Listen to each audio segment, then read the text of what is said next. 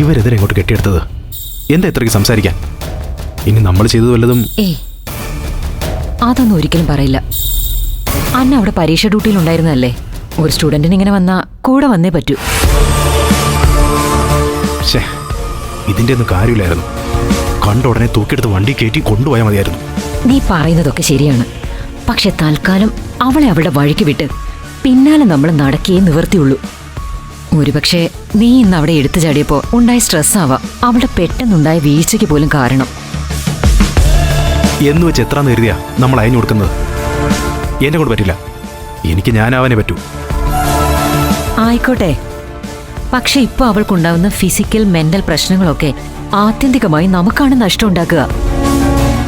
ഇനിയിപ്പോ ഇന്നത്തെ പരീക്ഷ എഴുതാൻ പറ്റാത്തതിന് അവൾക്ക് എത്ര പ്രയാസം ഉണ്ടാവുമെന്ന് കണ്ടു തന്നെ അറിയണം. പാവം കൊച്ച്. ഓഹോ, എന്ന് മുതലാ ചേച്ചി മറ്റുള്ളവരുടെ മനസ്സിലാക്കി കയറി ഇങ്ങനെ ചിന്തിക്കാൻ തുടങ്ങിയത്? എനിക്ക് പിന്നെ ഇതിനൊന്നും ഇറക്കി പുറപ്പെടേണ്ട കാര്യമില്ലായിരുന്നല്ലോ. ഞാനും ഒരു അമ്മയല്ലേടാ. ഇപ്പൊ സ്വന്തം മകന് വേണ്ടി ഏറ്റെടുത്ത ബാധ്യതയാണെങ്കിലും ഒരു പെണ്ണെന്ന നിലയിലും ഒരമ്മ എന്ന നിലയിലും എനിക്കും ഉണ്ടാവില്ലേ ചില വികാര വിചാരങ്ങൾ. ഓഹോ, അത് ശരി. അപ്പൊ ചൗധരിയമ്മയോ? ചേട്ടത്തി പട്ടാള ചിട്ടയിൽ ജീവിച്ച പകുതി ആണാ. മക്കളും ഇല്ല. ഞാനങ്ങനെയല്ല. സ്വന്തം കാര്യത്തിന് വില്ലത്തരം കാണിക്കുമെങ്കിലും എന്നിലെ സ്ത്രീയെ മറന്ന്.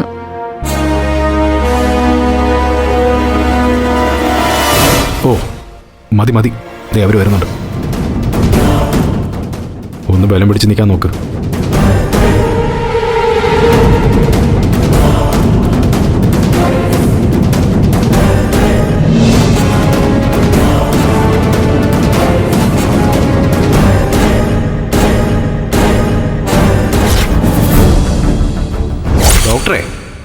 ഡോക്ടർക്ക് വലുത് വിസ്മയ മോളാണോ അതോ സ്വയം പ്രസവിച്ച റെബേക്ക മോളാണോ വലുത്?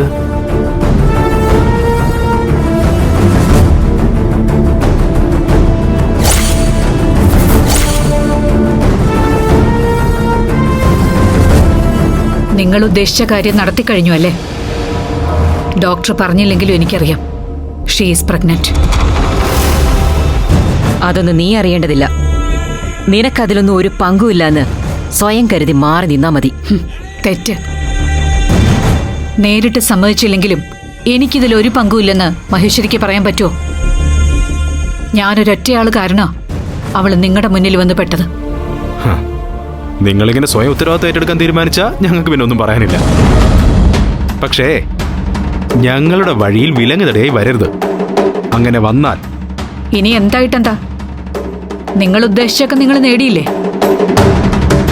ഉള്ളിൽ എത്ര സന്തോഷിച്ചാലും നിങ്ങൾ ഒന്നോർത്തോ, എന്റെ മോളെ പോലെ മെഡിസിൻ പരീക്ഷ എഴുതേണ്ടവളായിരുന്നു വിസ്മയ. അവളുടെ ജീവിതത്തിലെ ഏറ്റവും വലിയ സ്വപ്ന നിങ്ങളായിട്ട് ഇല്ലാണ്ടാക്കിയത്. കയ്യിലുള്ള കാശ് വെച്ച് നിങ്ങൾക്ക് എന്തും നേടാം. അധികാരം വിലയ്ക്ക് വാങ്ങി എന്നെ ഒതുക്കി നിർത്താം. പക്ഷേ ഇന്നല്ലെങ്കിൽ നാളെ നിങ്ങൾ ഇതിനൊക്കെ അവളോട് തന്നെ സമാധാനം പറയേണ്ടി വരും മഹേശ്വരി. നിഷ്കളങ്കയായ ഒരു പെൺകുട്ടിയുടെ ജീവിതം വെച്ച് നേടിയതൊന്നും നിനക്ക് ഈ ജന്മത്തിൽ ഗുണം ചെയ്യില്ല. ഓർത്തോ അത്. കുടുംബങ്ങളിൽ കൂട്ടുകൂടിയ 10 വർഷങ്ങൾ.